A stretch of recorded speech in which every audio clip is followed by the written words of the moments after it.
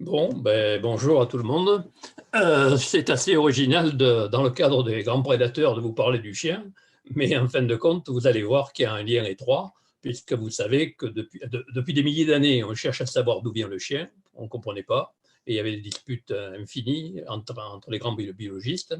Et puis maintenant, depuis une vingtaine d'années, par l'ADN, on sait maintenant que tous les chiens, toutes les races de chiens viennent du loup.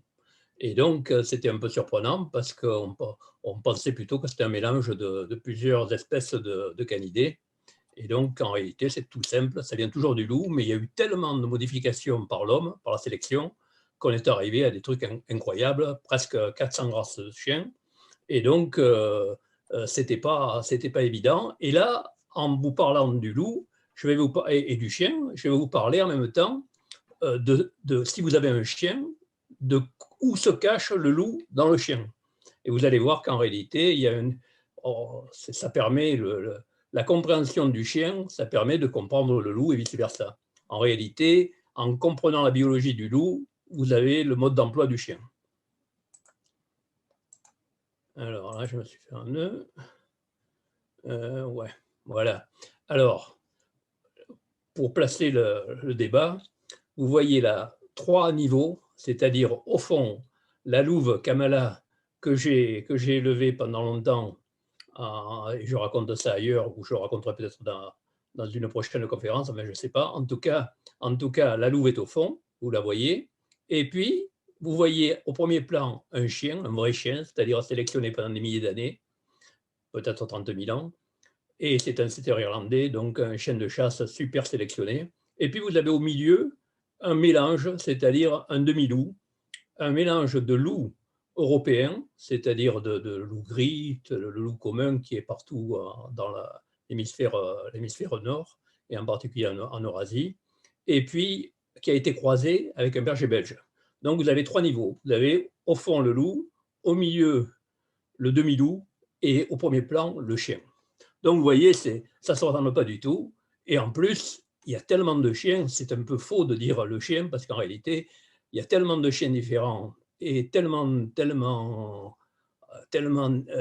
différents par la morphologie, par le comportement, qu'on ne pouvait pas s'imaginer que ça puisse venir uniquement du loup. Mais en réalité, le loup, c'est tellement varié, c'est une source tellement riche que ça a donné toutes les possibilités qu'on va examiner maintenant. Alors, là, cette histoire de Kamala, là, je passe. Je l'ai raconté en détail dans un bouquin déjà. Donc, je passe là-dessus. C'est déjà vieux, ça a une dizaine d'années. Ça a été traduit en italien. Mais par contre, aujourd'hui, je vais vous faire un petit exposé qui va résumer le chapitre 3 de mon livre de cette année sur le loup. Et donc, j'ai résumé dans ce bouquin qui vient de sortir tout ce qu'on sait sur le loup. En réalité, en France en particulier, mais c'est valable en général dans le monde, on vit sur des légendes, on vit sur des mythes. Et on ne sait pas ce qui a été vraiment connu sur le loup. Or, le loup, on le connaît que depuis 60 ans, sa biologie. Et donc, il faut revoir tout ça actuellement. La gestion du loup, peut-être que je ferai un exposé là-dessus, c'est un truc incroyable. La gestion du loup en France et même en Europe est complètement farfelue. Elle est complètement à l'envers, et d'ailleurs elle est inefficace, parce qu'en réalité, on ne s'appuie pas sur les connaissances scientifiques, qui viennent en particulier des États-Unis, où on a suivi les loups de très près. Alors, revenons à notre affaire, à notre sujet. Alors, le loup, donc, c'est l'ancêtre des environ 400 races de chiens. Ça se discute évidemment entre les gens, qu'est-ce qu'une race de chien, et continuellement, il y en a qui apparaissent. Ceci dit, au départ, il y en avait 5 à 10. Et puis, depuis 100 ans à peu près, ça explose parce qu'évidemment, chacun veut inventer sa race de chien. Et donc, vous savez, je vous ai dit que c'était par l'ADN qu'on a eu la preuve, et là, c'est indiscutable, et c'est très récent, ça date d'une vingtaine d'années. Alors, on vous raconte toute la journée des histoires incroyables sur les découvertes, on ne parle pas de trucs comme ça qui sont énormes, parce qu'en fin de compte, c'était une question qui se posait depuis des milliers d'années à laquelle on ne savait pas répondre. Alors, au début, l'étude du loup et même du chien, c'était considéré comme sans intérêt, parce que le loup, c'était un emmerdeur, disons, et puis le chien, bah, c'était un commensal de l'homme, et c'était pas un sujet d'étude en soi. Puis, maintenant, il faut dire que ce n'était pas facile aussi, hein, parce qu'arriver à retrouver à partir du loup le chien, ce n'était pas évident. Mais maintenant, grâce à l'ADN, c'est-à-dire à la génétique, à l'analyse biochimique des protéines, on a les parentés. Et là, on n'a plus de discussion de café du commerce, mais des résultats qui sont indiscutables. Et donc, ce n'est pas étonnant, actuellement, il y a une bonne dizaine d'équipes dans le monde qui travaillent sur le chien, qui cherchent à savoir quel est le lien, les différentes races, etc. Je vais en dire quelques mots, là, mais en réalité, je pourrais vous en parler jusqu'à demain matin. Alors, dans la nature, il y a des loups, mais il n'y a pas de chiens. Et alors, ça pose problème parce qu'évidemment, depuis des milliers d'années, on se dit, mais pourquoi, d'où viennent les chiens? Non, alors, ce qui fait que ça a même des conséquences sur la manière de les nommer. C'est-à-dire que vous avez actuellement, on a deux noms sur le nom du chien et du loup, mais il y en a certains systématiciens, c'est-à-dire classificateurs, qui considèrent qu'en réalité c'est la même espèce et que le chien c'est simplement une sous-espèce de loup. Et puis, comme une sous-espèce s'est basée sur la géographie et que manifestement les loups et les chiens ils sont au même endroit, eh bien c'est tout à fait discutable.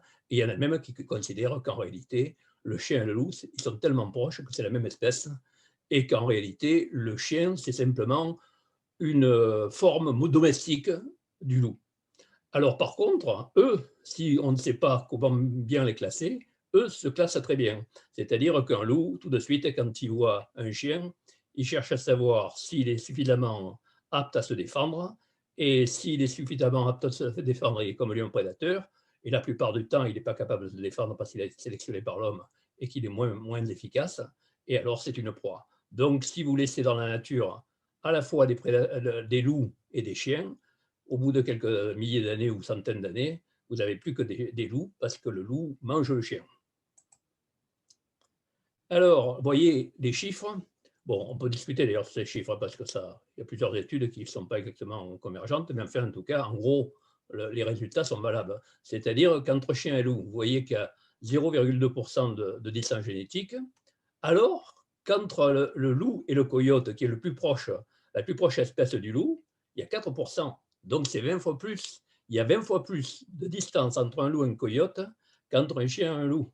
Donc en réalité, le chien et le loup, c'est à peine différent. Et ça pose aussi le problème de la définition de l'espèce.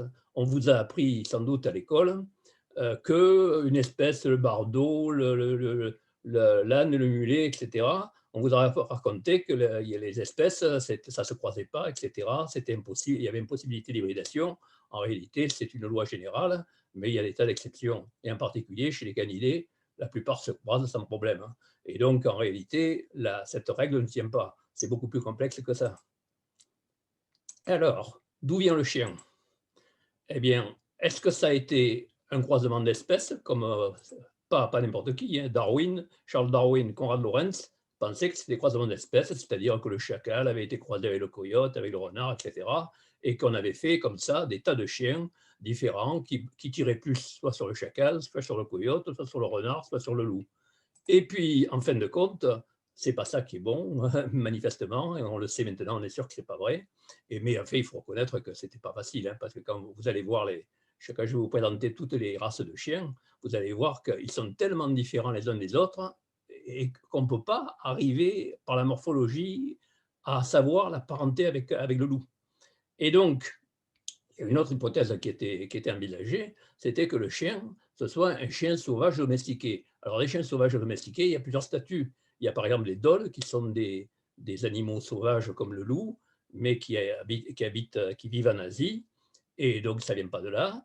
Il y a le dingo, qui est en réalité, maintenant on le sait par la génétique, qui est un chien amené par les aborigènes australiens, qui est reparti dans la nature, et comme il n'y avait pas de loup en Australie, eh bien, il a occupé la niche écologique du loup. Et donc, ça pose un problème parce qu'on ne sait plus si c'est un animal introduit ou un animal d'origine. Est-ce qu'il est typique, endémique de l'Australie? Problème. Et puis, vous avez les parias. Les parias, ce sont des chiens qu'on voit dans le Moyen-Orient et qui semblaient être à l'origine parce qu'ils ne dépendent pas étroitement de l'homme. Mais par contre, ils font un peu les poubelles, ils mangent tous les immondices. Et donc, on se disait, ça doit être ça le point de départ. En réalité, ce n'est pas bon. Donc, la véritable raison, c'est le loup domestiqué. C'est le loup sélectionné plus exactement. Alors qu'il ne s'est pas seulement domestiqué. Il ne suffit pas d'élever un loup pour en faire un chien. Il faut en plus, pendant des milliers d'années, le sélectionner, choisir certains caractères comme le font, et en réalité, Darwin avait bien compris, comme en réalité le font tous les éleveurs. Les éleveurs, ils choisissent des caractères, ils veulent leur lignée soit plus grosse, plus petite, de telle couleur, etc., plus agressive, etc. Donc, vous voyez qu'en réalité, ce n'est pas des loups domestiqués, c'est des loups sélectionnés. C'est-à-dire que dans une portée de loups, dans le litho, c'est-à-dire dans la portée de loups, on choisit ce qui nous convient, c'est-à-dire qu'on prend par exemple le plus gros, le plus petit, le plus blanc, le plus noir, le plus gentil ou le plus agressif, etc. Généralement, c'est le plus gentil, évidemment, parce que c'est toujours un problème. Un loup, ça vous arrache une main en quelques secondes, hein. Alors, les ancêtres et les différences morphologiques sont minces, hein, c'est-à-dire qu'en réalité, là, vous avez des loups, entre parenthèses ici, là et là, vous voyez qu'en réalité, c'est exactement pareil, enfin, du moins certaines races de chiens. Vous voyez que simplement les dents du loup sont bien plus développées que celles du chien, et que vous voyez les pattes aussi sont différentes, mais pas tellement, à tel point que ce n'est pas facile en regardant les empreintes de savoir si c'est un loup ou un chien d'une taille similaire. Alors, regardez, c'est pas mal cette figure, parce qu'elle montre à gauche un chien préhistorique, si je puis dire, qui date de 11 000 ans, et puis à droite, un loup actuel. Et donc, vous voyez qu'en réalité, c'est la même chose, ou presque, simplement, le chien dans ce cas-là, c'est un modèle réduit de loup. Et donc, on voit bien la parenté, en réalité, on voit bien que... Et pourquoi est-il plus petit? Probablement parce qu'un loup, c'est plus dangereux et donc, on a tout intérêt à sélectionner des petits loups et pas trop agressifs. Alors, par contre, on a fait aussi des sélections complètement différentes. Par exemple, ici, vous avez des crânes de boxers de Pékinois et vous voyez que le museau a été complètement raccourci par sélection. Ce n'est pas du tout normal dans la nature, mais on a choisi des individus qui avaient le museau de plus en plus court. On est arrivé à des trucs invraisemblables, enfin curieux en tout cas, comme des animaux. Et là, vous voyez qu'on a l'impression que c'est complètement différent. Et vous allez voir, quand on va faire les parentés génétiques, que par exemple, le Pékinois est proche du loup, ce qui n'était pas du tout évident. Alors, on a parlé de ressemblances morphologiques, mais les ressemblances comportementales sont aussi trompeuses. C'est-à-dire que là, par exemple, si vous avez un chien ou si vous les connaissez un peu, vous savez que tous les canidés ont des postures de jeu où ils mettent les pattes en avant, là, vous le voyez ici, là-haut, avec un renard. Et donc, le chien le fait, évidemment, et vous voyez qu'en réalité, c'est commun à énormément de canidés. Donc, vous voyez qu'il y a une parenté énorme. Et dans les signaux optiques, acoustiques et olfactifs, aussi, il y a une parenté. C'est-à-dire qu'entre ici, vous avez des mimiques de loup de la face et puis des positions de la queue du loup. Et vous voyez qu'en réalité, c'est un code, mais qui est à peu près le même que celui du chien, mais beaucoup plus ritualisé, c'est-à-dire beaucoup plus marqué. Parce que les loups, ils ne plaisantent pas, ils risquent leur vie quand ils ne s'entendent pas, parce qu'une attaque, ça peut être mortel. Et donc, ils ont des signaux ultra démonstratifs pour empêcher toute attaque. En réalité, pour dire à distance ce qui va arriver et pour éviter d'aller trop loin. En réalité, c'est plutôt pour empêcher l'attaque que pour la créer. Et c'est pour ça que quand vous allez dans un zoo et que vous voyez des loups, eh vous avez l'impression qu'ils vont se tuer, mais en réalité, ils font beaucoup de démonstrations, mais il ne se passe pas grand-chose la plupart du temps. Et vous remarquez aussi que si on est les génies de la communication, à tel point qu'on considère que Descartes, par exemple, considérait que parce que l'homme parle, eh bien, il est le seul à avoir l'intelligence, la sensibilité, tout ça, bon, ce qui est complètement idiot, évidemment, eh bien, maintenant c'est complètement dépassé d'ailleurs, mais il n'en reste pas moins que nous, on est les spécialistes du verbe, c'est-à-dire des signaux acoustiques, tout avec tout ça, un tas de constructions, de niveaux, bon, je ne vais pas entrer là-dedans. En tout cas, le loup, c'est évidemment moins développé au point de vue acoustique comme n'importe lequel, mais il a un mélange de signaux. Il y a des signaux optiques, plus des signaux acoustiques, plus des signaux olfactifs. Et les signaux olfactifs en particulier, bon, optique et acoustique, on arrive un peu à suivre, mais alors, on se dit, on ne voit pas autant de choses qu'un chien, hein, au point de vue signaux optiques. Et on n'entend pas autant qu'un chien et encore moins qu'un loup. Donc, par exemple, les loups entendent presque 2 fois plus haut que nous. Et puis, on est dans le monde olfactif, complètement nuls. On est des illettrés de l'olfaction, puisqu'on sent à peine. Alors qu'un loup, alors on vous dit c'est 1000 fois plus, 100 000 fois plus, 10 000 fois plus, bon, ça ne représente pas grand-chose. Mais par contre, il est évident qu'ils sont dans un monde qui n'a rien à voir, à tel point que quand vous promenez votre chien, et quand il s'arrête devant un réverbère et qu'il reste 10 minutes à savoir, parce que lui, il sait qui est passé avant, quel individu, quel sexe, en chaleur ou pas, agressif ou pas. Donc, c'est un vrai journal qu'il lit. Et donc, il a besoin de plus de temps que vous qui lui tirez la laisse parce que, vous, évidemment, vous ne voyez rien. Alors là, dans un bouquin là, que j'ai fait récemment là, sur les signaux, l'éducation éthologique du chien, eh bien, vous voyez que les signaux sont proches de ceux du loup chez le chien, mais c'est beaucoup moins complexe et moins ritualisé, ce que je vous ai raconté tout à l'heure. Alors, en fin de compte, ça reprend un peu ce que je vous ai montré tout à l'heure, par exemple, les dessins les mimiques faciales, hein, mais vous voyez que c'est moins moins net que chez le loup, où là, c'est exagéré à un point extraordinaire. Et c'est normal, parce qu'un loup, ses dents sont des véritables poignards.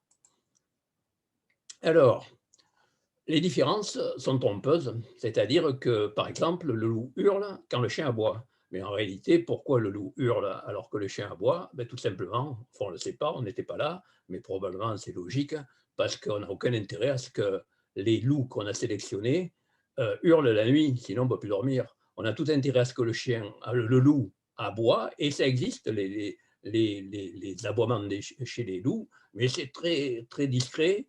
Et ça n'a rien à voir avec ce qu'en réalité, on a fait une sélection pour retourner le loup à notre avantage, c'est-à-dire qu'on a supprimé le hurlement qui nous embêtait, et puis on a développé le jappement, c'est-à-dire l'aboiement. Pourquoi? Parce que l'aboiement, ça permet de garder le village ou le campement pendant la nuit, ça peut, contre les prédateurs, contre la tribu adverse, etc. Et vous voyez qu'en réalité, la structure sociale du loup, c'est une structure de meute.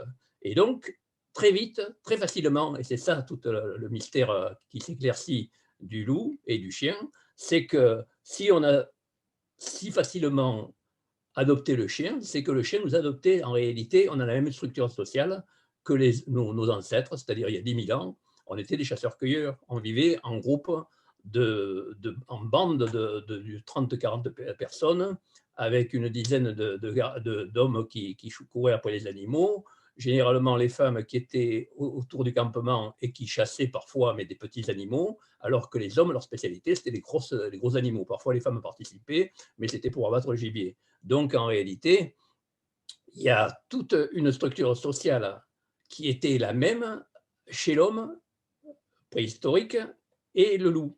C'est-à-dire qu'on est tous les deux, on occupe la même niche écologique, on occupait la même niche écologique, évidemment, dans un supermarché, mais là, c'est difficile à voir. C'est-à-dire qu'on était des chasseurs en équipe par la coopération du gros gibier. On était les spécialistes du gros gibier. Parce qu'un loup, ça fait une cinquantaine de kilos, et en fait, ça dépend des races. Il y en a qui font 20 kilos, il y en a qui font 80 kilos, mais enfin, en moyenne, disons 50 kilos. Et un loup, comme tout prédateur, il est limité par son poids. Alors que par contre, si vous avez 10 loups ensemble, ils peuvent abattre une proie de 500 kilos. Donc vous voyez que ça élargit la niche écologique, et c'est ce qui fait que, par exemple, le renard ne peut pas atteindre cette coopération, alors que le loup crée une nouvelle niche écologique qui est celle, pas seulement de l'individu, mais du groupe. Et ça ressemble beaucoup à ce qu'on a vécu, parce qu'en réalité, nous, il y a 10 000 ans qu'on est dans l'agriculture, l'élevage, et qu'on est sédentaire dans des villages, alors que 300 000 ans avant, on vivait comme les loups. Donc, c'est une échelle qu'on a perdue de vue et qu'il faut retrouver en réalité pour comprendre. Hop, je me trompe. Ah, voilà. Alors, mais par contre, certaines races de chiens, comme les huskies, sont plus proches du loup, et vous le voyez parce qu'ils n'aboient pas et qu'ils hurlent. Si vous avez des huskies, vous avez remarqué qu'ils n'aboient quasiment pas, mais par contre, ils hurlent facilement. Et vous avez pas mal de races comme ça qui le font, mais c'est des races primitives. Et vous allez voir qu'en génétique, on va s'apercevoir, comme par hasard, qu'ils sont proches du loup. Alors, des chiens, il y en a des tas, hein, mais au départ, il devait y en avoir environ 4 à 10. c'est-à-dire on avait le type roquet, puis levrier, molosse, chasse, etc. Puis, c'est très récent, à partir du XVIIIe siècle, sélection maximale, et on est arrivé à près de 400 races. Donc, vous voyez qu'on a fait exploser, et maintenant ça continue, il y a encore des races qui se créent actuellement. Et même avec un seul ancêtre, les origines des races de chiens peuvent être complexes, c'est-à-dire que c'est pour ça qu'on n'y arrivait pas d'ailleurs, on n'arrivait pas à s'y retrouver, parce que vous pouvez avoir des rétrocroisements, c'est-à-dire des croisements à l'envers, c'est-à-dire qu'après être parti depuis dizaines de milliers d'années du loup, vous pouvez recroiser avec un loup. Et alors là, ça devient la bouteille à l'encre parce que vous n'y retrouvez pas, et si vous n'avez pas la génétique et l'ADN, vous ne pouvez pas comprendre. Par exemple, vous avez ici, c'est d'ailleurs beaucoup de succès en ce moment, parce que ça ressemble à des loups, mais c'est moins agressif qu'un loup. Vous avez ce qu'on appelle les chiens-loups, c'est-à-dire des nouvelles races qui sont croisées avec des bergers allemands et des loups. Et donc, vous avez deux races en particulier, le tchécoslovaque et le sarlos. Et donc, vous voyez qu'ils sont magnifiques, mais ce n'est pas des loups, mais ce n'est pas loin.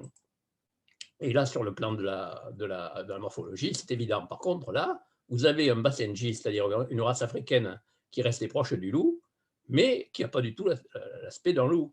Donc, vous voyez que ce n'est pas simple. Là, vous avez le dingo, qui a été, comme je vous ai raconté rapidement tout à l'heure, a été un chien amené par les aborigènes et qui est retourné à la nature, parce qu'il n'y avait pas de loup.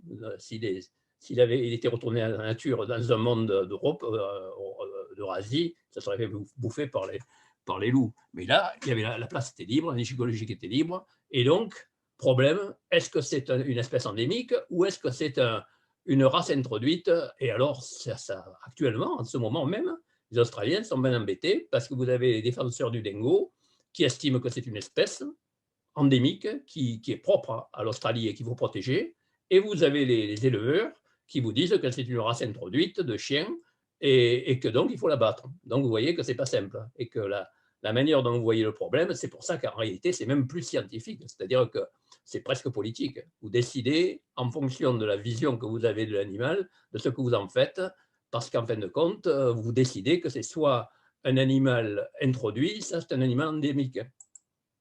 Alors là, voilà, on pourrait parler sur cette figure pendant des heures, mais je vais la voir à toute allure. C'est-à-dire que, alors il faut la lire dans le sens des aiguilles d'une montre. Là, vous avez le loup qui est au départ, et puis au fur et à mesure que vous tournez, vous vous éloignez du loup. Et vous allez très loin, jusqu'au coyote, par exemple, ici. Et donc, là, dans les proches du loup, vous avez évidemment le Basenji, le chien africain qu'on vient de voir, le dingo, que la race primitive de chiens qui s'est installée en Australie. Et puis, vous avez le husky, qui n'est pas loin du loup, mais, surprise, vous avez le chihuahua, le shih tzu, qui sont des petits roquets qui ont été sélectionnés manifestement à l'envers du loup, c'est-à-dire des petits animaux tout petits, probablement en particulier, on pense que c'était les princesses chinoises, les nobles chinoises, qui mettaient ça dans des manchons, et donc il fallait un animal tout petit, sympathique. Et là, c'est une nouvelle fonction du loup et donc du chien, c'est-à-dire que c'est un animal uniquement de compagnie. Ça apparaît à partir de là, et vous voyez que sur le plan génétique, il est proche du loup, alors qu'il ne ressemble pas du tout. Par contre, vous avez le German Shepherd Dog, c'est-à-dire le berger allemand, qui, lui, est très loin du loup. Alors là, vous comprenez que tous les grands biologistes ne pouvaient pas trouver, c'était impossible. Et donc, si vous continuez à tourner, bon, on ne va pas passer tout en revue parce qu'il faudrait des heures, mais vous voyez par exemple le border collie. Vous avez entendu parler du border collie, qui est célèbre parce que c'est le petit génie des gardiens de troupeaux de moutons et qui obéit au doigt et à l'œil, etc. Mais c'est un gène très récent, comme par hasard. C'est pour ça qu'en réalité, il est si doué pour entendre ce qu'on dit et comprendre. En réalité, l'homme l'a sélectionné à fond. Ceci dit, les vieux bergers considèrent que c'est des sortes de robots et que ce n'est pas du tout les petits génies, mais c'est des animaux qui obéissent simplement, qui font ce que l'homme le dit, mais que par contre, les vieilles races de chiens sont beaucoup plus intéressantes d'après eux, parce qu'ils sont capables d'initiative, alors qu'un border collie, il attend les ordres. Alors maintenant, depuis quand le chien a-t-il été domestiqué? Alors là, même à l'échelle de ma vie, ça a complètement été modifié. C'est-à-dire qu'au départ, moi, quand j'étais gamin, enfin, on disait 8000 ans. parce qu'on pensait évident, ça paraissait logique, que c'était depuis que l'homme s'était sédentarisé, vivait dans des élevages, avec l'élevage et l'agriculture, vivait dans des villages, et donc on pensait que c'était de 8000 ans. Et puis on a fait un peu plus d'études, on s'est dit non, c'est pas possible, c'est plus. Donc on a mis 12 000 ans. 12 000 ans, c'est la limite du néolithique, 10-12 000 ans, ça dépend des régions. Et donc, ça paraissait déjà beaucoup. Et c'était déjà le premier des animaux domestiques, de loin. Et puis, maintenant, on est entre 26 000 ans, et même il y en a certaines qui disent 35-36 000 ans. Donc, alors là, ils se disputent évidemment, mais ça va, évidemment, je ne vais pas entrer là-dedans, et d'ailleurs, je ne suis pas compétent pour ça, mais donc, il y a certains qui disent que c'est 26 000 ans, d'autres qui disent que c'est 36 000 ans, et ils ont des arguments. Bon, à mon avis, en tout cas, là, on commence à arriver dans les chiffres qui sont définitifs. On peut aller plus loin, hein. Il y en a qui vont plus loin jusqu'à 100 000 ans. Mais enfin, bon, ça, c'est purement hypothétique et c'est par des calculs mathématiques. Alors que là, c'est des chiffres réels, avec des animaux qu'on a trouvés et qu'on a datés. Donc, vous voyez que déjà, attention, 36 000 ans, ça vous fait 26 000 ans avant la sédentarisation de l'homme, c'est-à-dire depuis 26 000 ans, l'homme était chasseur-cueilleur.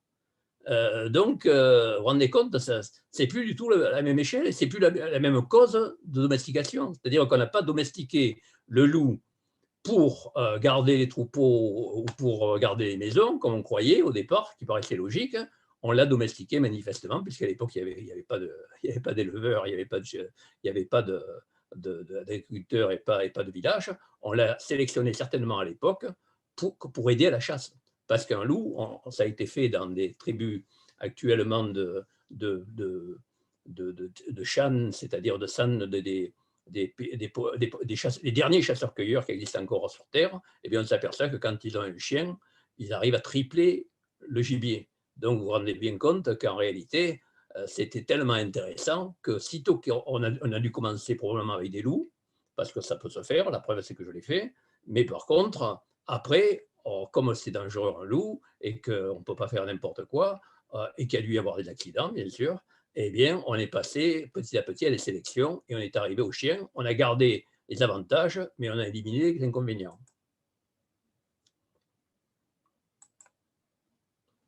Alors, le problème, c'est que là, évidemment, je ne vais pas entrer dans le débat, mais là, c'est peut-être pas le même loup, hein. C'est-à-dire que là, on a le loup classique, actuel, et puis là, il se peut que ce soit un loup ancien qui a disparu. Bon, je n'entre pas dans le débat, et de toute manière, ce n'est pas l'objet de la conférence. Alors, par contre, c'est intéressant de resituer la domestication du loup, c'est-à-dire le chien, parmi les autres animaux domestiques. Et là, vous voyez que c'est loin. Le loup a été de très loin le premier animal domestique et le seul dès le paléolithique. Et vous voyez que le dindon, 5000 ans, le cochon, 6000 ans, mais ça a été domestiqué en 2 endroits, sélectionné en 2 endroits, le cochon, en Chine, en Turquie, et là, ce n'est pas la même date. Le zébu et les bovins, 7-6 000 ans. La chèvre, le chat maintenant, on sait que c'est plus que ça, mais ça ne peut pas être plus de 10 000 ans, parce qu'à 10 000 ans, on est dans les villages et donc dans l'agriculture, et on fait des stocks de grains, et on a besoin de protéger son grain pour ne pas mourir de faim l'hiver. Et donc, parce que les rongeurs vont manger le grain, et donc on a absolument besoin d'un animal, d'un petit prédateur qui mange les rongeurs. Et donc, c'est certainement le chat, il ne peut pas être plus récent qu'une dizaine de milliers d'années. Et puis après, vous avez donc les bœufs, le mouton, et vous voyez que d'un seul coup, là, on a été obligé de faire une cassure, c'est-à-dire que vous passez de 10 000 ans à 30 000 ans. Donc, ça n'a rien à voir. En réalité, le chien et le loup ont été domestiqués bien avant, ça n'a rien à voir, c'est un autre monde. Là, vous êtes dans le monde du néolithique, c'est-à-dire le monde qu'on connaît actuellement, et puis là, vous êtes dans le monde des chasseurs-cueilleurs qui durait depuis 300 000 ans et qui même était celui des hommes qui nous ont précédés, des humains qui nous ont précédés, comme Homo erectus. Et donc, en réalité, vous voyez que là, on entre dans un autre monde. C'est deux mondes différents. Alors, comment le loup a-t-il été domestiqué? Alors là, il y a 2 théories. Jusqu'à récemment, la grande théorie, encore il y a des gens qui croient toujours, et car il y a pas mal de gens d'ailleurs, c'est la théorie de la commensalité, c'est-à-dire les hommes des cavernes qui ne vivaient pas dans les cavernes, comme vous le savez, mais qui simplement allaient dans les cavernes de temps en temps, mais vivaient en plein air dans des abris, eh bien, ils chassaient du gros gibier et petit à petit, il y a des meutes de loups qui ont pris l'habitude de les suivre et de manger les restes de mammouths ou je ne sais pas quoi, de gros animaux qui étaient tués. Donc ça, c'était la théorie qui, jusqu'à récemment, était la plus connue. Et puis, moi, je pense que l'autre théorie est bien meilleure, et d'ailleurs, moi, je l'ai expérimenté, si je puis dire, c'est la théorie de l'adoption, c'est-à-dire parce qu'on arrive beaucoup plus à une intimité avec l'animal, alors que la théorie de la commensalité, c'est quand même du voisinage. Alors que la théorie de l'adoption, c'est aller dans une tanière de loup, récupérer un ou deux jeunes louveteaux avant qu'ils ouvrent les yeux, c'est-à-dire avant 10 jours, et puis ensuite le laisser ouvrir les yeux non plus chez les loups, mais chez les humains. Et à ce moment-là, par le phénomène d'imprégnation sociale qu'a bien étudié Konrad Lorenz, et qui en réalité a été découvert par Heinroth, son maître à penser, eh bien, en réalité, c'est de l'imprégnation sociale, c'est-à-dire que il y a des espèces qui connaissent leur espèce avant même d'ouvrir les yeux, et puis il y a des espèces très sociables, comme par exemple l'oie les canards, les oies de Lorenz par exemple, ou les loups et donc les chiens, qui ne découvrent leur espèce qu'en la voyant. Et donc, chez l'oie, c'est vraiment étroit, parce que c'est un oiseau et un petit cerveau, mais par contre, chez les mammifères comme le loup, qui sont des gros malins, eh bien là, il y a une adaptation possible, c'est-à-dire qu'il commence par l'homme, mais après, si on lui montre des chiens ou des loups, je ne sais pas quoi, il va voir qu'il va élargir son monde. Et donc, il est moins étroitement inféodé à une espèce que les oiseaux. Et vous voyez d'ailleurs, bon, maintenant c'est un peu dépassé, mais il n'y a pas si longtemps, moi je l'ai vu d'ailleurs, hein, au Gabon par exemple, chez les Pygmées, et vous avez des bonnes femmes qui sont soit qui ont perdu un nouveau-né, soit qui ont un nouveau-né et qui élèvent en même temps, qui nourrissent avec leur lait un jeune animal, un jeune mammifère. Et donc, manifestement, c'est par là que ça a dû arriver, le lien avec ces louveteaux qu'on enlevait de la tanière et qui s'adaptaient à l'homme d'une manière incroyable. C'est-à-dire qu'en réalité, on n'a pas besoin de les dresser. Ils entrent dans la famille, ils s'adaptent automatiquement à la famille humaine parce qu'en réalité, ils trouvent à peu près les mêmes structures sociales. Alors, vous voyez l'imprégnation sociale à Konrad Lorenz, donc que j'ai bien connu d'ailleurs, et vous voyez les oies, comment il a fait pour arriver à ça? Eh bien, tout simplement, il a récupéré des œufs et puis il s'est mis à l'éclosion. Et les oies, en sortant de leur œuf, ont vu ce bonhomme et elles ont considéré, parce qu'elles sont programmées pour ça, que c'était leur maman, leur papa, enfin leurs parents. Et donc, après, elles le suivaient au quart de poil. Et quand il va dans l'eau, évidemment, elles sont quand même programmées pour avoir une taille adaptée à leur taille à eux. Donc, s'ils sont à terre, ils se tiennent à distance, mais si Konrad Lorenz se met dans l'eau et que seulement sa tête apparaît, eh bien là, il revient à l'échelle d'une oie, et là, vous voyez que les oies arrivent et le trifouille là, en le considérant comme leurs parents. Alors, donc, en réalité, le loup n'est pas un chien, hein, vous avez bien compris, mais c'est tellement étroitement lié qu'on ne peut pas comprendre un chien sans connaître le loup, son seul ancêtre. Hein, attention, il n'y en a pas plusieurs, comme on croyait. Alors, la preuve que c'était bien trouvé avec le loup, c'est qu'un autre, récemment, dans les années 50, un généticien russe a cru trouver, connaissant tout ce que je viens de vous raconter, s'est dit ah, je vais créer un nouveau chien. Et il s'est dit bon, au lieu de partir du loup, je vais partir du renard. En effet, il a obtenu des animaux qui étaient encore plus jolis que des chiens, mais ça a été un échec. Alors lui, il a essayé d'en faire une affaire commerciale, etc., et de les vendre. Et ça se vend encore, je crois, actuellement, et c'est assez cher, c'est de l'ordre de 5 à 10 000 euros. Mais par contre, ça n'a pas tellement de clients, pour la bonne raison il a supprimé la peur de l'homme, c'est-à-dire qu'au bout de 8-10 générations, vous arrivez à ce qu'en éliminant à chaque fois tous les animaux qui fuient l'homme, en gardant que ceux qui acceptent l'homme, vous arrivez en 8-10 générations à avoir des renards, en particulier des renards polaires, puisque là c'est des renards polaires qui sont tirés d'élevage, eh bien vous arrivez à avoir des renards qui recherchent la présence de l'homme, comme vous voyez là. Le gars là, c'est Dimitri Belaïev, le généticien dont je parle. Mais par contre, vous n'arrivez jamais à avoir la sociabilité d'un chien. Et pourquoi? À mon avis, je suis le seul à dire ça, mais enfin, je pense que c'est de bon sens, c'est qu'en réalité, un renard, c'est pas construit pour vivre en meute aussi étroitement imbriquée, aussi coopérante qu'un loup. Et donc, nos ancêtres ont été plus malins que ce généticien, parce qu'ils ont bien vu qu'en réalité, il fallait taper sur le loup et pas sur le renard. Et donc, là, on s'aperçoit qu'au départ, le loup avait une fonction de chasse probablement, mais il avait aussi une fonction de garde, mais il avait aussi une fonction d'animal de compagnie. Et là, vous voyez, par exemple, à moins de 12 000 ans, je crois que si j'ai bon souvenir, c'est en Israël, une dame qui a été ensevelie avec la main, vous le voyez là, la main sur son chien.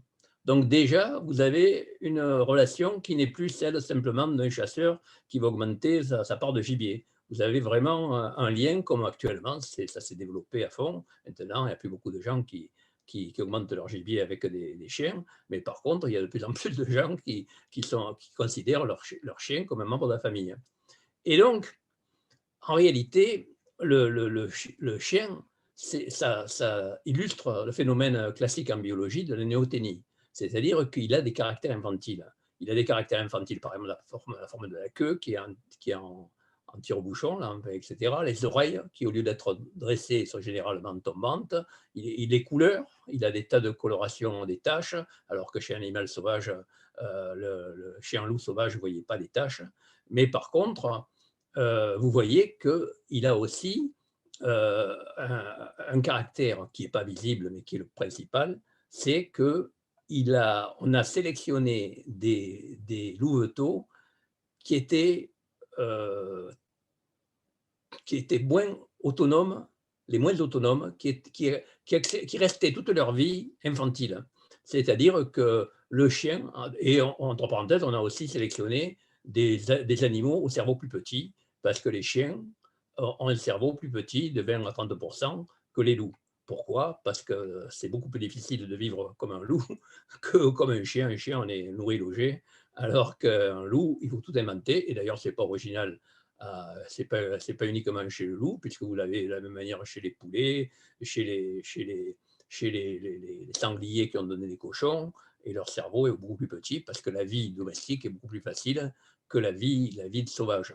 Et donc, en réalité, le caractère intéressant qui a été sélectionné chez le chien, et à partir du loup, mais on a pris les loups les plus infantiles, et on a fait le chien, en réalité, c'est un éternel ado. C'est-à-dire qu'il considère, comme les jeunes loups, jusqu'à 1 an et demi, 2 ans, que le chef de meute, on lui passe tout, on obéit, etc. Et alors que chez le loup, après, normalement, quand il arrive à l'âge adulte et à la maturité sexuelle, pour arriver à se reproduire, il faut qu'il remette en question la dominance du couple dominant, puisque dans une meute, il y a un couple dominant, et donc il essaye de remettre en question, et puis généralement ça se passe mal, et donc il est obligé de partir, et là il devient solitaire, il n'est plus en meute, et là c'est ce qui se passe en ce moment. Si je fais un jour un exposé sur la gestion du loup, c'est actuellement, on fait exactement le contraire de ce qu'il faut faire, c'est-à-dire qu'on tue les dominants, c'est-à-dire généralement le couple dominant, et donc on fait exploser la meute, et donc les loups immatures, inexpérimentés, d'une part, ne savent plus chasser les animaux sauvages, et donc ils se rabattent sur le bouton, c'est-à-dire exactement le contraire de ce qu'on veut. Deuxièmement, alors qu'ils vivaient en meute et qu'ils étaient castrés psychologiquement et physiologiquement, là, ils partent dans la nature et ils cherchent à trouver un territoire et un conjoint et à créer une nouvelle meute. Donc, on essaime les meutes. Donc, vous voyez, passons, je ne vais pas entrer là-dedans, mais il y a tout un exposé à faire là-dessus. En tout cas, vous voyez que c'est vachement intéressant. Alors où s'est faite cette invention, cette création du chien à partir du loup? Ben avant, les Chinois pensaient qu'ils étaient évidemment les seuls à l'avoir fait et que c'était unique. En fin de compte, on commence à en avoir d'autres endroits du monde, en particulier en Eurasie et en Sibérie. Donc, on s'aperçoit que probablement, il y en a eu plusieurs. Alors là, c'est tout en discussion actuellement. C'est des recherches qui sont en cours. Hein. C'est-à-dire que c'est tellement récent, vous vous rendez compte, il y a 60 ans, on connaissait pas la biologie du loup. Et il y a 20 ans, on ne savait même pas que le loup était si proche du chien. Et on croyait que c'était deux espèces différentes.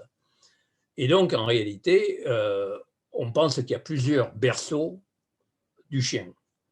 Et en plusieurs endroits du monde, parallèlement sans doute, sans que les gens aient communiqué et expliqué aux voisins ce qu'il fallait faire, mais ils sont arrivés à la même solution qui était logique. Parce que c'est tellement, quand on arrive à élever des louveteaux et qu'on les associe à la chasse, c'est tellement rentable, ça augmente tellement le rapport que plusieurs tribus, dans des endroits différents du monde, ont trouvé la même solution. Mais il n'y a pas dû y en avoir beaucoup, parce que c'est quand même pas évident. Hein. Et donc, et pourquoi faire? Eh bien, ça, évidemment, il y a plusieurs causes possibles, mais la principale, comme je vous disais, ça paraît être la chasse. Pourquoi? Parce qu'on a en particulier le flair, où nous, on est complètement inefficace. Et en plus, les loups voient dans la pénombre, ils ne voient pas dans la nuit, mais ils voient dans la pénombre, les chiens moins, parce qu'évidemment, la sélection par l'homme fait que l'homme vivant plutôt de jour, ils ont perdu cette vision presque nocturne. Et puis, la rapidité. Un chien ou un loup, ça va 2 fois plus vite qu'un homme. Ensuite, le croc et les griffes, c'est-à-dire qu'il a déjà sur lui les armes, alors que nous, c'est avec notre cerveau, qui a triplé d'ailleurs, qu'on est arrivé à trouver, à inventer des bois pointus et pointés qui sont devenus des lances, et des massues, et avec des cailloux taillés. Bon, je ne vais pas vous refaire toute l'histoire de l'humanité. Et puis alors, il y a eu d'autres fonctions du chien. Par exemple, le portage. Bon, maintenant, ça n'existe quasiment plus, mais à une époque, les Indiens, par exemple, quand les Européens sont arrivés en Amérique du Nord, eh bien, tous les tribus avaient des chiens costauds qui les aidaient à changer de camp et qui portaient des charges. Vous avez la garde, évidemment, qui est vachement intéressante, parce que vous vous rendez compte que quand on peut dormir la nuit, c'est-à-dire qu'on ne risque pas d'être attaqué par un animal sauvage ou par la tribu voisine. Et puis, comme je vous racontais aussi avec les chiens parias, il y a une fonction des boueurs qui est encore valable actuellement dans certaines régions du monde, dans le Moyen-Orient. Alors, aussi, une fonction qui paraît incroyable maintenant, c'est la viande. C'est-à-dire, c'était une réserve de viande sur pattes. Et donc, alors ça paraît un truc incroyable et complètement aberrant pour maintenant, mais en réalité, c'est très récent, la disparition des boucheries canines. Il y a pendant, dans la plupart des civilisations, il y avait même chez les Aztèques et les Mayas, il y avait des chiens qui étaient sélectionnés sans poils pour être mangeables direct sans avoir épluché. Donc, vous vous rendez compte, c'est un problème moral en réalité, c'est-à-dire que nous maintenant on aurait pu faire ça, mais actuellement en Chine vous avez encore des marchés aux chiens qui sont de plus en plus mal vus, mais enfin en tout cas ça existe encore. Alors, la sélection naturelle, elle est bien plus efficace que la sélection artificielle. C'est-à-dire que la sélection naturelle, par exemple chez le loup, vous voyez des traces de loup, sans aller même chercher dans la génétique ou dans la morphologie ou l'anatomie, vous avez des traces de loup. Là, vous avez des loups qui marchent, et ils marchent tous à la queue leu-leu. C'est-à-dire la queue leu-leu, ça veut dire en suivant la queue du loup. Le, c'est loup en vieux français. Et donc, vous voyez qu'ils se suivent. Et d'une part, ils marchent dans la même ligne, et d'autre part, ils mettent leurs pattes dans les pattes postérieures, dans les traces des pattes antérieures. Et donc, pourquoi ça? Parce que ça évite les pertes d'énergie. Si vous marchez dans la neige et que vous marchez uniquement dans les traces du voisin et déjà dans les traces des pattes antérieures, évidemment, vous économisez de l'énergie. Donc, vous vous rendez compte où on arrive, c'est-à-dire que le loup est allé jusqu'à économiser ça, alors que le chien, comme c'est sélectionné par l'homme, donc beaucoup moins bien, eh bien, c'est rien qu'à voir les traces, vous voyez que ce n'est pas, pas le même monde. C'est un peu le bordel, c'est-à-dire que c'est des traces incohérentes parce qu'il n'y a pas une sélection aussi forte et qu'un chien n'a pas besoin de survivre. Un loup, c'est des milliers et des milliers, des centaines de milliers d'années de sélection, et seuls ceux qui arrivent à résister, à économiser leur force, survivent. Donc, vous voyez la différence entre sélection naturelle et sélection artificielle. Alors, ceci dit, on a quand même fait des trucs assez extraordinaires.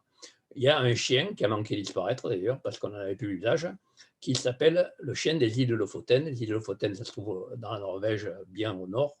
Et donc, dans ces îles Lofoten, il n'y avait pas grand-chose à manger. Et en particulier, il y avait beaucoup d'oiseaux marins qui venaient à l'époque de la reproduction. Et on avait sélectionné des petits chiens qui, d'une part, arrivaient à écarter les pattes en croix complètement pour arriver à grimper dans les falaises et à attraper les oiseaux marins dans leur terrier. Et puis en plus, chez le loup, l'ergot est contrôlable, c'est-à-dire qu'il peut le plier. Mais chez les chiens, non seulement il ne peut pas le plier, mais vous avez même des races de chiens où il y a 2 ergots à l'avant, à l'arrière, enfin, un truc incroyable qui est complètement, uniquement dû à l'homme qui a inventé ce truc-là, qui a fait une sélection qui n'a plus rien à voir avec le fonctionnel. Et donc là, chez ce chien des îles Lofoten, l'ergot est utilisé comme un 6e doigt. Et donc, ça, vous le voyez là. Et donc, vous voyez qu'en réalité, on est arrivé carrément à modifier les doigts d'un chien pour de manière à ce qu'il attrape les oiseaux marins qui sont enterrés, qu'il les déterre, et puis ensuite qu'il les emporte en les prenant dans la gueule et en les ramenant, ceci dans des falaises. Hein. Donc, et d'ailleurs, ce chien aussi, quand il tombe à l'eau, il ferme les narines pour pas avaler l'eau. Et donc, c'est vraiment une adaptation incroyable. Là. Alors, autre truc incroyable, c'est le chien, évidemment, était beaucoup utilisé pour chasser les mammouths. Vous en doutez bien, parce que le mammouth, c'était l'idéal, c'est-à-dire la grosse bestiole qu'on peut arriver à tuer à distance avec des lances, mais qui est rabattue par le chien. Et donc, évidemment, sans doute, ça paraît logique, les chasseurs de mammouths avaient des chiens dressés pour ce genre de travail, pour abattre le gibier, et l'amener à un traquenard qui était prévu par les hommes préhistoriques qui les attendaient avec des grandes lances. Et puis, ils devaient être tellement appréciés, ces chiens de chasseurs de mammouths, qu'on a trouvé dans des chiens qui ont une dizaine de milliers d'années, on a trouvé des têtes de chiens. Bon, on voit bien que c'est des chiens primitifs parce qu'ils ressemblent pas mal au loup, mais avec un os de mammouth dans la gueule qui restait là. Et or, quand vous allez dans les tribus de chasseurs sibériens, eh bien, vous voyez que quand ils enterrent leur chien préféré, et qui a été très utile pour attraper les rennes, par exemple, eh bien, ils lui mettent un os de renne dans la gueule. Donc, vous voyez que les traditions se sont maintenues probablement du fait qu'il y avait un lien tellement étroit entre le chien et l'homme que c'était non seulement il nourrissait la famille, et en plus, il y avait un lien amical, hein, une affection. Et là, en fin de compte, on en est arrivé à faire des chiens, après les avoir sélectionnés pour les adapter à l'homme, on en a fait des agents doubles. C'est-à-dire qu'on a retourné, comme les services secrets retournent des agents pour en faire des agents doubles et espionner dans l'autre sens. Et bien là, vous voyez, sur un dessin préhistorique, les chiens qui sont en train de chasser le loup. Et donc, une bonne partie de l'élimination des chiens, en particulier en France, puisque vous savez que les loups ont été éliminés par les primes, et sans doute avec l'aide des chiens, évidemment, parce que le chien, c'est le plus facile pour arriver à attraper un loup, alors qu'un loup, ça va trop vite. Alors, vous avez aussi toutes les adaptations, toutes les utilisations du chien. Là, vous avez des chiens de combat, bulldog, c'est-à-dire, traduction directe, le chien à taureau. Et donc, vous le voyez dans les combats de chiens qui étaient faits à une époque, bon, maintenant c'est mal vu, mais à une époque, c'était très couru. Là, vous avez des chiens de guerre, c'est-à-dire qu'on lui met une pique devant une armure pour éviter de se faire blesser, et puis qui a même sur le cou un pot avec un brasier pour semer la panique dans les troupes adverses. Là, vous avez en 14-18, il y avait beaucoup de chiens qui étaient utilisés, et même maintenant, ça n'a pas disparu. Hein. Actuellement, on sélectionne des chiens dans toutes les troupes de combat, et en France ou ailleurs, on sélectionne des chiens qui vont attaquer le gars, et puis ensuite, qui ont souvent maintenant une caméra, etc. Donc, vous voyez qu'actuellement, le chien a toujours, et à une époque, pendant la guerre de 40, vous aviez des Russes qui avaient entraîné leurs chiens à aller sous les tanks et à exploser sous le tank. Donc, évidemment, ce n'était pas bon pour le chien, mais en tout cas, c'était efficace. Et donc, en réalité, le chien était très utilisé jusqu'à récemment. Là, vous voyez en Belgique, justement, des chiens qui étaient utilisés pour transporter des tas de choses. Et en réalité, le chien a toujours aidé l'homme. Et là, vous voyez, là, carrément, il sert de moteur. C'est-à-dire qu'il fait tourner tout un système là, de poulies pour, par exemple, broyer du grain ou ce que vous voulez. Alors, en réalité, l'élevage, et avoir 5 chèvres ou 5 moutons, c'est possible, mais en avoir 50, ce n'est pas possible parce que vous ne pouvez pas arriver à les tenir. Et donc, il a fallu, ce n'a été possible des grands troupeaux qu'à partir du moment où on est arrivé à sélectionner des chiens, et c'était déjà dans leur gène, parce que les chiens, les loups, disons, au départ, sont doués, sont programmés, ont l'instinct déjà de tourner autour du troupeau pour l'effrayer, et pour ensuite récupérer, éliminer, faire sortir du troupeau une proie. Donc, en réalité, c'était déjà dans les gènes du loup, et donc ça s'est retrouvé dans le chien, et donc on a pu arriver à l'élevage, qui est simplement une forme d'utilisation du loup poussée à l'extrême. Et puis, la colonisation de l'Arctique aussi aurait été impossible à un chien, parce que comment voulez-vous arriver à coloniser l'Arctique si vous n'avez pas des traîneaux à chiens? À pied, on ne devait pas aller très loin. Donc, vous voyez, et en plus, ça c'est peut-être entre guillemets, j'espère qu'il n'y a pas d'enfants pour écouter ça, c'est que les chiens de traîneau, c'était une réserve de viande sur pattes. C'est-à-dire que quand on partait à Perpète avec un troupeau, avec une meute de 20 chiens, eh bien, il y en avait 10 qui étaient destinés à nourrir les 10 premiers. Donc, au fur et à mesure qu'ils étaient fatigués ou qu'ils étaient blessés, on les donnait à manger. Donc, en réalité, c'était de la viande sur pattes. Et d'ailleurs, c'est comme ça qu'on a conquis le pôle Sud. Moi, j'ai passé 14 mois la première fois que je suis allé en Antarctique, et en fin de compte, 8 ans et demi en tout. Et bien, donc, je connais bien ces histoires. Et Scott a essayé d'atteindre le pôle Sud avec des tracteurs et puis des chevaux. Bon, c'était pas très malin parce que les tracteurs, ils avaient du mal à suivre. Et les chevaux aussi, d'autant plus qu'il fallait emporter le fourrage parce qu'il n'y en a pas beaucoup en Antarctique. Par contre, Amundsen, qui est arrivé avec ses chiens et qui a repris les méthodes des Esquimaux, avec la méthode que je viens de vous expliquer, qui est assez sauvage, mais qui a une efficacité redoutable, eh bien, il est allé retourner sans forcer. Donc, ça a été une grande catastrophe pour les Anglais. Ils ont eu du mal à s'en remettre, mais il n'en reste pas moins que c'est logique. En réalité, les chiens étaient d'une efficacité redoutable, et surtout, ça permettait de nourrir avec une partie ceux qui étaient fatigués. Alors maintenant, on est dans l'époque des chiens de compagnie. Vous voyez déjà ça date de 1900 ou par là. Vous voyez que déjà, on change de monde, c'est-à-dire qu'on arrive à des cimetières de chiens. Et donc, pour en terminer, voilà, on arrive maintenant au monde moderne. Merci pour votre attention. Voilà. Si vous avez des questions. Merci Pierre. Merci Pierre pour votre intervention. Il y a eu pas mal d'échanges sur le chat. Oui. Il y a eu pas mal de questions. Sophie, je crois que tu disais que tu les avais notées. Oui. Alors, comment font certaines races de chiens très éloignées du loup, dépourvues de queue et avec une face très plate, pour communiquer entre eux et avec les autres races? Est-ce que ça peut engendrer de l'incompréhension et de l'agressivité? Oui, en réalité, tous les éducateurs canins savent ça. C'est-à-dire que vous avez des chiens qui ne savent pas parler, entre guillemets. C'est-à-dire qu'ils sont très peu doués. Alors, soit parce que simplement, ils ont la face raccourcie et donc ils ne peuvent pas montrer les babines de la même manière, etc. Parce qu'en réalité, si on a raccourci la face des chiens, c'est que ça permet au molosse d'attaquer un animal et après de cisailler le cou, attaquer la gorge, et puis de cisailler le cou sans lâcher. Donc, on a sélectionné des chiens de combat pour arriver à tuer des gros bestiaux comme des vaches ou des taureaux. Donc, c'est pour ça que c'est les bulldogs d'ailleurs.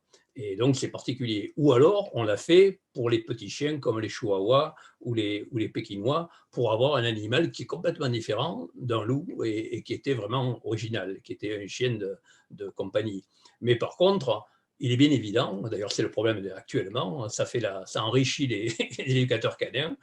Il y a beaucoup, d'une part, les gens ont besoin d'un mode d'emploi, c'est-à-dire que ce que je viens de vous raconter, c'est le mode d'emploi scientifique du chien, c'est-à-dire qu'on comprend en réalité qu'il faut quand même avoir une relation hiérarchique actuellement. La mode, c'est qu'on ne doit pas on ne doit pas faire pression sur le chien. Et en réalité, bon, il ne s'agit pas de le battre comme ça a été ça a été le cas à une époque, mais il s'agit quand même de se manifester comme étant le chef de meute. En réalité, si on n'est pas le chef de meute, c'est lui qui prend la place. Et là, on a des problèmes. Et là, on est obligé d'aller voir un éducateur canin ensuite qui vous explique comment rétablir le rapport de force. Mais en tout cas, actuellement, il y a des tas de chiens qui, d'une part, ne sont pas compris par leur maître. Donc, ils ont des chiens, mais ils ne savent même pas ce que c'est. Et donc, ils ne comprennent pas. C'est un livre fermé. Ils ne peuvent pas l'ouvrir. Et deuxièmement, vous avez des chiens à qui il manque quelque chose. C'est-à-dire, génétiquement, il leur manque une partie de communication. Parce que je vous ai montré que le loup, il avait des tas de systèmes de communication qui sont redondants. C'est-à-dire, pour pas qu'il y ait d'erreur, il y a à la fois la mimique de la face, la mimique de la queue, par exemple, la queue, pourquoi elle se lève quand le loup ou le chien est dominant, pourquoi elle se baisse quand le loup ou le chien est dominé, parce qu'en réalité, ça cache les glandes anales et donc ça empêche les odeurs ou au contraire, ça les lance, ça les envoie les odeurs. Et donc, en réalité, dans le chien, vous avez une partie, comme je vous ai montré pour les histoires de traces, eh bien, vous n'avez qu'une partie de l'éthogramme, hein, c'est-à-dire le répertoire comportemental du loup. Ils ont perdu pas mal de choses. Ceci dit, il n'en reste pas moins que quand vous comprenez un loup, vous comprenez un chien. Mais il y a des chiens, et puis il y a des chiens maboules. Hein. Attention, il y a encore. Et c'est souvent pas à cause des chiens, mais c'est à cause de l'homme. Hein. C'est-à-dire que les chiens, si vous les traitez mal, ils deviennent dingues comme n'importe qui, comme n'importe quel animal sociable. Donc en réalité, je vais arrêter là parce qu'on pourrait parler pendant des heures, mais il n'en reste pas moins qu'il y a des chiens qui ne sont pas doués pour la communication, tout simplement. Merci.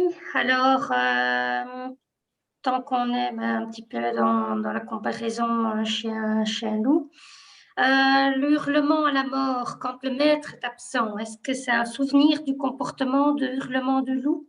Ben oui, évidemment.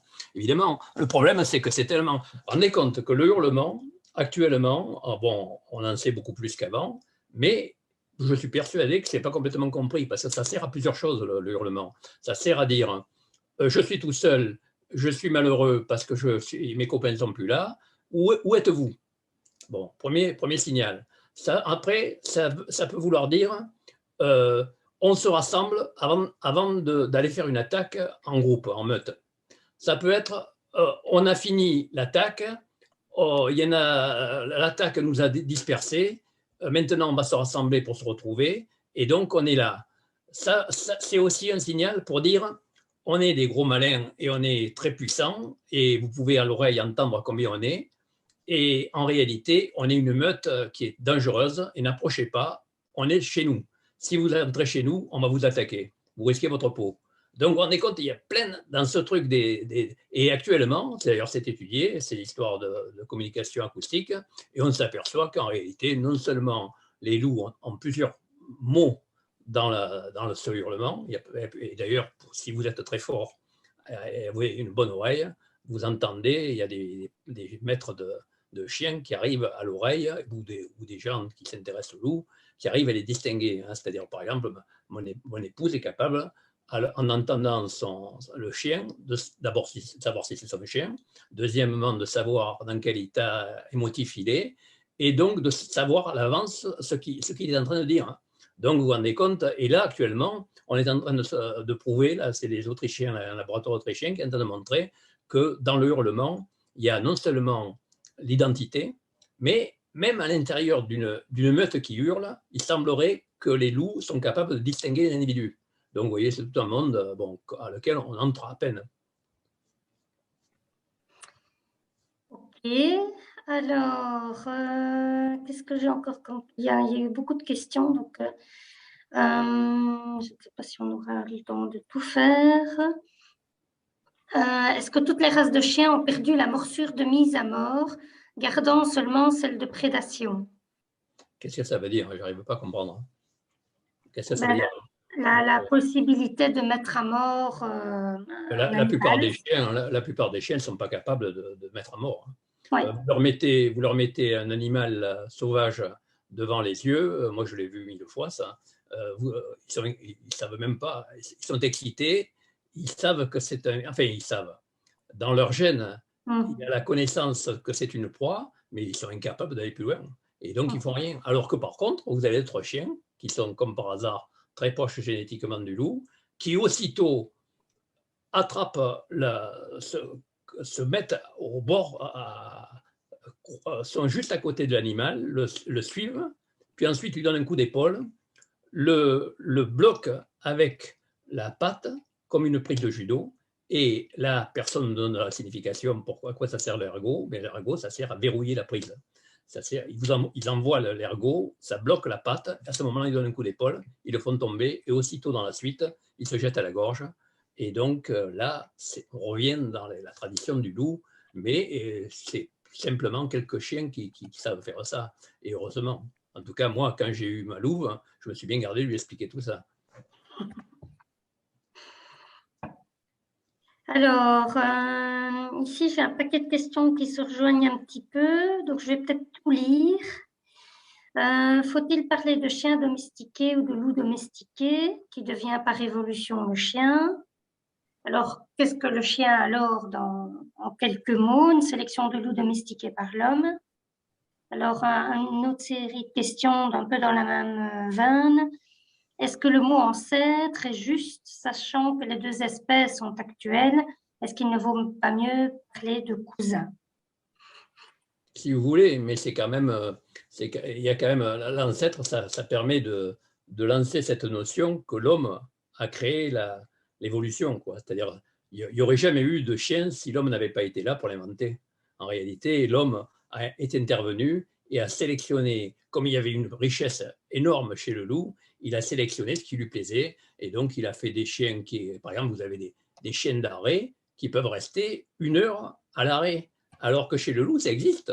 Mais l'arrêt, c'est utilisé quand on arrive devant une proie et que le loup veut avertir les autres membres de la meute qu'il y a une proie, et quand il se bloque dans une position et il ne bouge plus pour dire aux autres, attention, là, ça y est, j'ai trouvé la proie, ne bougez, ne la faites pas partir, mais là, venez m'aider, on va l'attraper. Et donc, vous vous rendez compte et là, on est arrivé à des trucs extraordinaires, c'est-à-dire qu'à partir de ce gène qui faisait qu'on peut avoir un arrêt sur la proie de quelques secondes, on arrive à 1 heure. Donc, l'homme a sélectionné à fond des gènes, est arrivé à des trucs incroyables qui ne peuvent pas exister dans la nature, parce que quel intérêt voulez-vous pour un loup de s'arrêter 1 heure devant la proie? Alors, je suis étonnée de vous entendre parler constamment de couple dominant et non de couple parent. Oui, ça, c'était dans le fil de la conférence. Par rapport à... Ben, il faudrait une autre conférence sur l'histoire de la dominance. C'est un grand débat, ça. C'est-à-dire qu'actuellement, de la même manière qu'il y a eu le docteur Spock il y a 50 d'années, qui expliquait qu'il fallait que les enfants soient des enfants rois et qu'il ne fallait jamais les brutaliser, il ne fallait jamais les gronder, eh bien actuellement, on est dans l'époque des éducateurs canins qui expliquent aux gens qu'il ne faut surtout pas gronder son chien, etc. Moi, je pense que c'est une erreur. Mais il n'en reste pas moins que je ne vais pas expliquer ça en 30 secondes. Mais néanmoins, à mon avis, c'est un peu comme si vous aviez une voiture et que vous enleviez le frein. Bon, vous pouvez arriver à conduire, mais ce n'est pas si pratique. Hein. Alors que et vous n'avez pas besoin de battre, comme le raconte, évidemment, il y a eu des abus, mais vous n'êtes pas obligé de battre votre chien pour qu'il comprenne que vous faites mal, qu'il fait mal. Un chien, il passe son temps, si vous êtes bien en contact avec lui sur le plan intellectuel, c'est-à-dire émotif, si vous le comprenez bien, il cherche il vous considère comme le chef de meute. Et donc, il cherche à vous faire plaisir, il cherche à être bien vu. Et donc, en réalité, il guette continuellement vos gestes et il voit beaucoup plus que ce que vous voyez. C'est-à-dire que lui, il voit si vous êtes content. Il suffit que vous fassiez une petite mimique, un petit froncement de sourcils, etc. Il repère si c'est bien ou pas. Et donc, ça suffit. Il n'y a pas besoin de le forcer à quoi que ce soit. Si vous êtes étroitement en liaison avec le chien, il essaye de faire ce que vous voulez. Et si il se rend compte que ça ne vous plaît pas tellement, vous n'avez pas besoin de le battre, évidemment. Il comprend très bien que ce qu'il fait est mal. Actuellement, vous avez des scientifiques qui vous racontent que le chien n'a pas de complexe de culpabilité, des psychologues canins qui vous racontent que le chien n'a pas de complexe de culpabilité. Or, les gens qui ont un peu l'habitude du chien, ils savent que ce n'est pas vrai. Un chien qui a fait une bêtise, c'est très visible. Donc, vous voyez que c'est un monde qui est en devenir, qui actuellement, c'est un peu comme en psychologie. Vous avez des gens qui pensent d'un côté, d'autres qui pensent de l'autre. Jusqu'à récemment, c'était la psychanalyse qui occupait tout le champ. Maintenant, à l'étranger, ça n'existe plus. Ça n'existe plus qu'en France et un peu en Argentine. Donc, c'est des modes, ça évolue. Et moi, je pense qu'actuellement, on donne trop. On est dans l'époque du chien roi. Et donc, ça amène, et les éducateurs canins que je rencontre me disent qu'ils passent leur temps à récupérer ce genre de situation. De toute façon, on pourrait en parler des heures. Est-ce que je peux me permettre une petite intervention? Oui. Peut-être aussi qu'on a, nous, humains, une version du mot dominant qui ne s'applique pas forcément à ce qui se passe chez les animaux, chez les loups. Nous, on voit la dominance par la force, mais le couple dominant, c'est aussi celui qui va être peut-être le plus enclin à faire vivre sa meute, qui va prendre les bonnes décisions au bon moment et qui, de fait, va être ceux qui vont faire perdurer la meute. Absolument. Vous avez dit ce que j'ai oublié de dire. C'est-à-dire qu'en réalité, la dominance, ce n'est pas seulement la méchanceté, le tyran. On voit toujours la dominance comme un dictateur, etc. En réalité, un chef de meute, chez les loups comme chez les équidés, c'est-à-dire les chevaux, et toutes ces espèces qui sont étroitement solidaires, eh bien, le chef de meute, c'est celui qui a la responsabilité du groupe. Et donc, ou même chez les primates, quand un mâle est trop dominant, les femelles foutent le camp, il perd son rem. Et donc, en réalité, les animaux qui vivent dans le groupe ne veulent pas d'avoir un dictateur. Ils cherchent par tous les moyens à en sortir. Donc, en réalité, et quand ils ont un mâle, enfin, c'est souvent le mâle, parce que chez les mammifères, c'est système polygame, hein, souvent. Mais ceci dit, il ne faut pas faire des principes féministes, hein, parce qu'en réalité, vous avez aussi chez d'autres animaux exactement l'inverse. Enfin, bon, en tout cas, quand vous avez le dominant, disons, pour ne pas mettre de sexe, parce que c'est chez les éléphants, par exemple, ou chez les bovidés, c'est une femelle, le dominant, eh bien, il est apprécié par les autres si, d'une part, il les oblige à faire ce qu'il faut, c'est-à-dire à suivre le chemin, mais qui le fait en prenant la responsabilité du groupe. Si dans la chasse, le dominant rate son coup, il est mal vu par les autres. Ça devait être pareil chez nous avant. Bon, maintenant, c'est une autre échelle.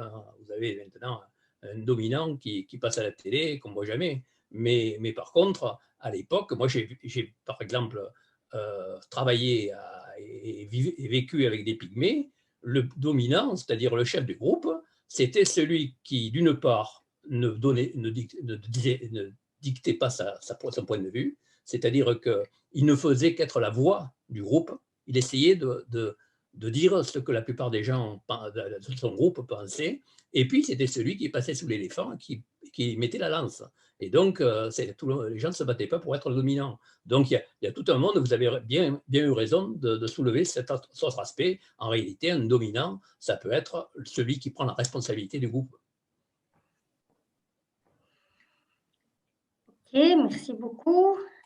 Alors, une question. Depuis la catastrophe de Tchernobyl, ainsi que l'abandon total de la ville de ses environs, des meutes de chiens ont survécu jusqu'à aujourd'hui. Est-ce qu'il y a eu des études de comportement sur ces meutes de chiens? Non, il n'y a pas eu beaucoup d'études de comportement, c'est simplement des trucs anecdotiques, mais quand même, c'est quand même vachement intéressant cette histoire de Tchernobyl, parce qu'au départ, il n'y avait quasiment pas de loups, parce que les loups étaient tués par l'homme, et puis quand l'homme est parti, les loups se sont développés, et d'ailleurs, même les chevaux de Prolaski, c'est-à-dire l'ancêtre sauvage des chevaux, ont été ramenés de Mongolie. Ils étaient en France d'abord dans les zoos, après en France, dans les Cévennes. Et après, ils ont été amenés en Mongolie. Ça a tellement bien marché qu'ils en ont eu trop. Et que ceux qui étaient les plus mal en point, on les a amenés en Tchernobyl. Et là, ils ont explosé. Donc, ça veut dire que les loups, comme les chevaux, ont moins de danger à vivre avec des radiations 1000 fois plus fortes que dans le milieu naturel qu'avec l'homme. L'homme est plus dangereux que Tchernobyl avec 1000 taux de radioactivité. Vous vous rendez compte, c'est des trucs de fou. Et par contre, alors pour en revenir à ce que vous avez dit, il y a un deuxième niveau qui est vachement intéressant, c'est que les hommes on leur a dit, bon, vous prenez le minimum d'affaires, vous prenez un sac, un petit bagage, et puis vous partez. Et donc, ils ont laissé leurs chiens. Donc, les chiens, il y en avait plein quand les hommes sont partis, il n'y avait plus d'hommes, il y avait plein de chiens. L'armée était envoyée pour zigouiller le maximum de chiens, et puis il en restait quand même pas mal. Mais entre le moment où l'armée est partie et maintenant, la moitié des chiens ont disparu. Ils sont mangés par les loups.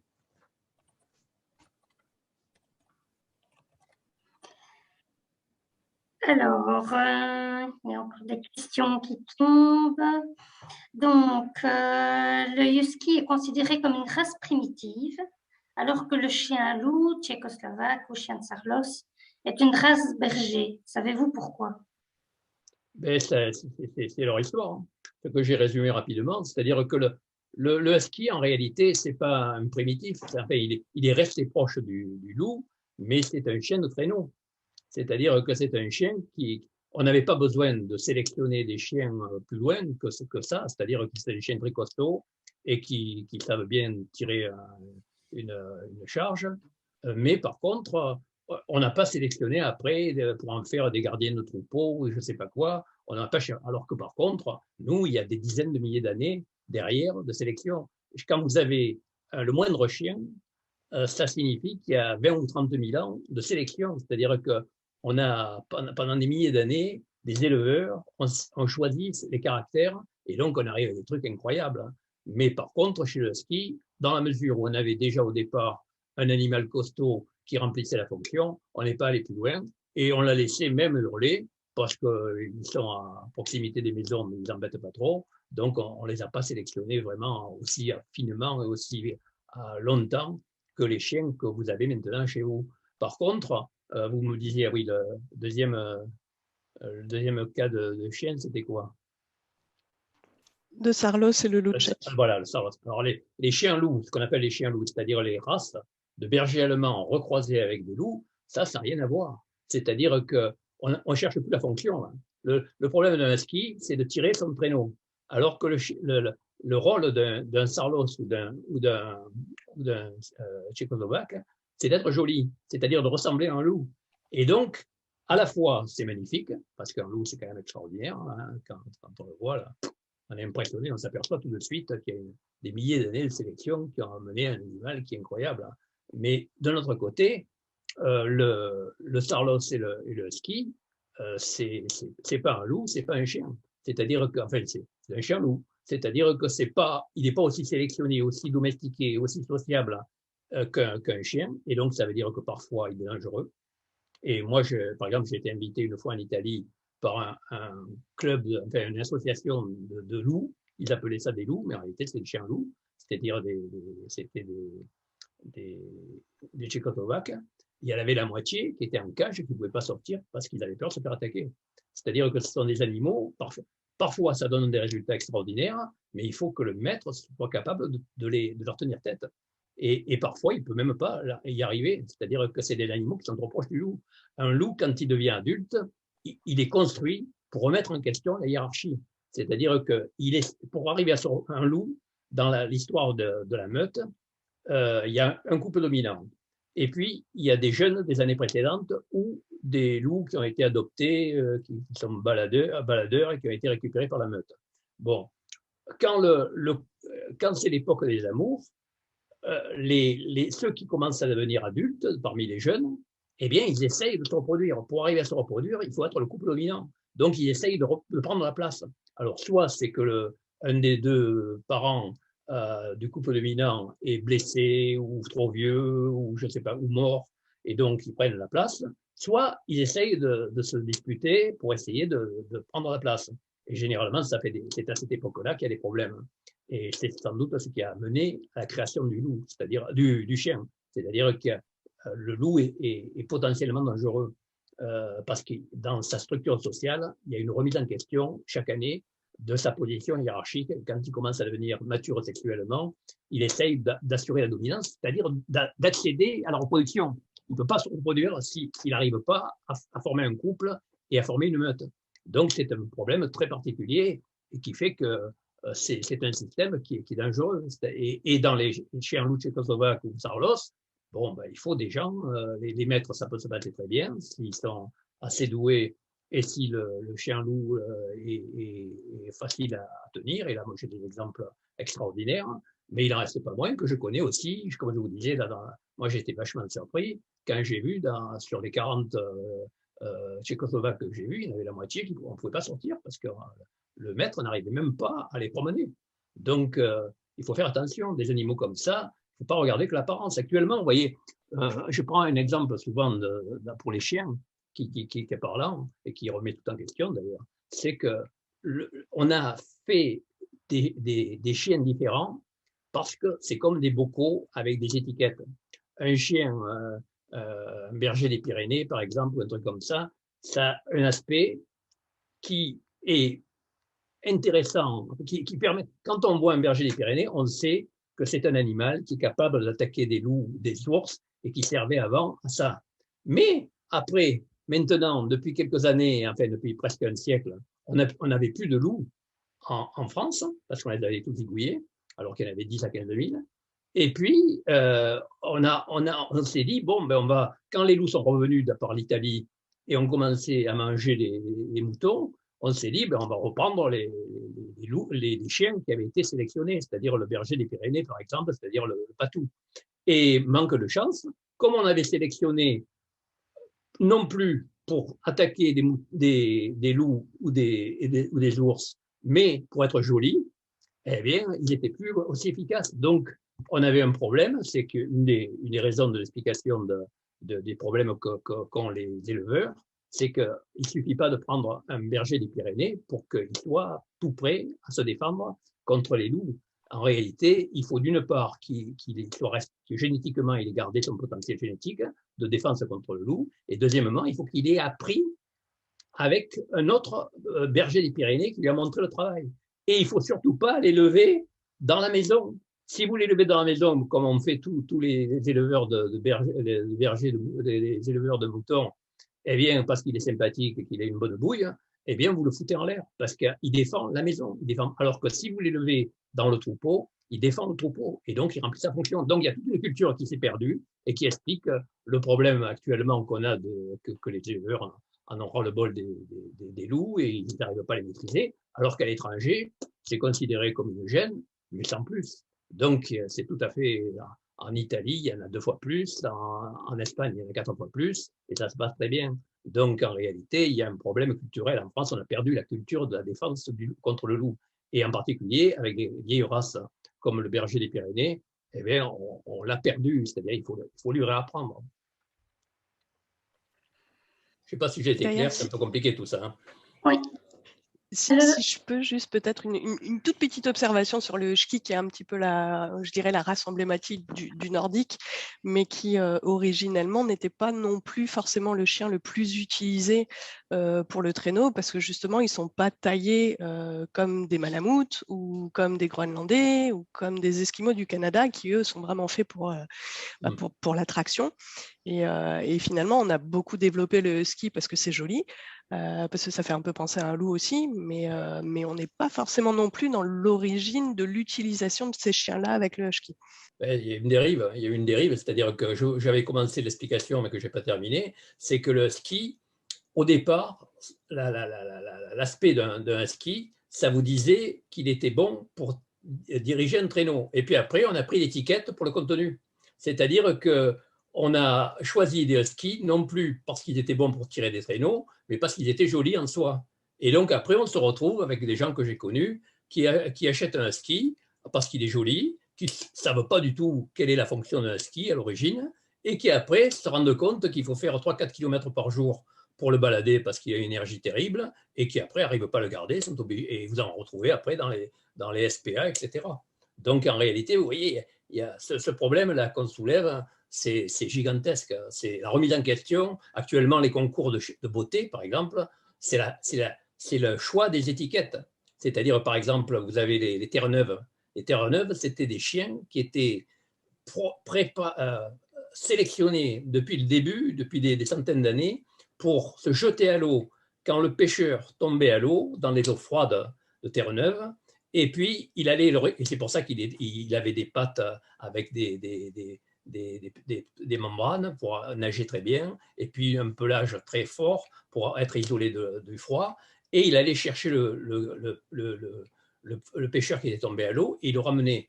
Bon, maintenant, en France, un Terre-Neuve, c'est plus ça. C'est tellement joli qu'on a sélectionné le pelage. On s'en fout, évidemment, on n'a pas besoin d'aller à l'eau. Mais vous avez un club, et peut-être deux, je ne sais plus. Enfin, en tout cas, vous avez un club que j'ai vu, même à la télé, entre parenthèses, et je l'ai vu aussi indirectement, qui garde la tradition du Terre-Neuve. C'est-à-dire qu'ils ne se contentent pas de les avoir beaux, ils font des concours de récupération de gens qui tombent dans l'eau. Et donc, ils reviennent à la tradition de base. Donc, vous voyez que c'est compliqué en réalité. Avant, vous aviez un flacon, c'est-à-dire la fonction du Terre-Neuve, et puis il y avait une étiquette, l'aspect du Terre-Neuve. Et maintenant, on a pris l'étiquette pour le contenu. Et donc, on ne s'occupe plus de ce qu'il y a dedans, mais on regarde si l'étiquette est belle ou pas. Et donc, actuellement, vous avez la plupart des gens qui choisissent des chiens en fonction de leur aspect et non pas de ce que l'étiquette indiquait, c'est-à-dire la fonction du chien. Je ne sais pas si j'ai été clair. Oui. Si, tout à fait, merci. Alors, tant qu'on est dans un petit peu la génétique, etc., donc il y avait une question sur quel est le risque pour le loup dans les zones où l'impact de l'homme favorise le croisement naturel entre loup, chien et coyote. Donc, par exemple, en Amérique du Nord, ces hybrides gagnent de plus en plus de terrain. Et donc, quel est le risque pour le loup? Il n'y a pas tellement de risque pour le loup, hein. Mais par contre, ça crée des problèmes vraisemblables. C'est-à-dire que d'une part, bon, ça fait des animaux, c'est ce que je vous racontais, les canidés se croisent naturellement. Normalement, dans la nature, ça ne se passe pas. Mais il arrive parfois que, pour des raisons souvent humaines, ils sont dans des conditions anormales et ils se croisent parce qu'il ne reste plus qu'un coyote dans la région et puis une louve, donc ça fait des croisements. Mais en réalité, ça crée des problèmes insolubles et même des problèmes moraux actuellement en France. Vous avez José Bové, qui est soi-disant député européen, enfin, qui était député européen d'écologie chez les Verts et qui était l'ancien éleveur de moutons, donc évidemment anti-loup. Et donc, il racontait que les loups français sont tous des croisements avec des chiens, ce qui est faux. Je pense qu'il le savait, enfin bon, passons. Et donc, en tout cas, on le sait parce qu'il y a eu des études très sérieuses à l'Institut français de la biodiversité, et avant, ça s'appelait l'Office national de la recherche et de la faune sauvage. Ils ont fait des études, c'est très facile à montrer, le pourcentage de chiens qui se trouvent dans le loup. Et donc, en réalité, c'est de l'ordre de 5% Donc, c'est tout à fait secondaire. Par contre, en Italie, il y en a plus parce qu'en France, les chiens errants sont éliminés ou mis en fourrière, alors qu'en Italie, on les laisse vaquer et donc il y a plus de mélange. Mais il n'en reste pas moins que pourquoi José Bové sortait cette énormité, parce qu'en réalité, ça vous permet de tirer sur tout loup. Toutes les conventions qui protègent les loups sautent, puisque c'est plus un loup, c'est un chien.